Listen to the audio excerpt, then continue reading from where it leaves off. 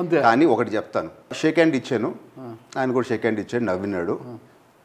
Room బయటకు వస్తా ఉంటే నేను 4 అడుగులు పట్టుకొని నడిచినాడు. నాకు అక్కడ అదే నచ్చలే. అంటే కలిసి పెరిగినాము, మా క్లోజ్నెస్కి ఏమీ పెద్ద మాట్లాడలేదా అని చెప్పి నేను బాధపడి అసలు నేను రావటమే తప్పైందని నా మనసులో నేను అనుకుంటున్నాను.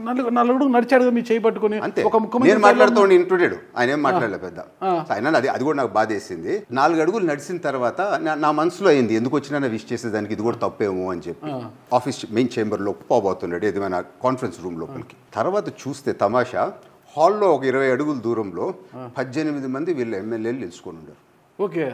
మేము 10 ఫీట్ నడిచేతలికే వాళ్ళు 15 ఫీట్ నడుచుకుంటూ వచ్చారు, లాంగ్ కారిడోర్ సీఎంఓ ఆఫీస్ ముందు.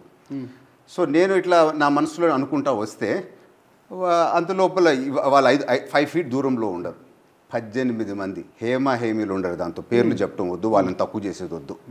కనీసం ఏమని కూడా ఒక మాట అనకుండా తలకాయ తిప్పుకొని రూమ్లోకి వెళ్ళిపోయినాడు. అది చూసిన తర్వాత నాకు షాక్ వచ్చి ఫ్యూజులు ఎగిరిపోయినాయి. సో నేను ఇంకా మాట్లాడలేదు బాగా అనుకుంటున్నాను, వీళ్ళని కనీసం పలకరించలేదు. ఆయన సొంత ఎమ్మెల్యేలో దాంతో 6 టైమ్ ఎమ్మెల్యే ఉన్నాడు కదా అని చెప్పి ఆ రోజు నేను అనుకున్నాను, Jagan will not have a future.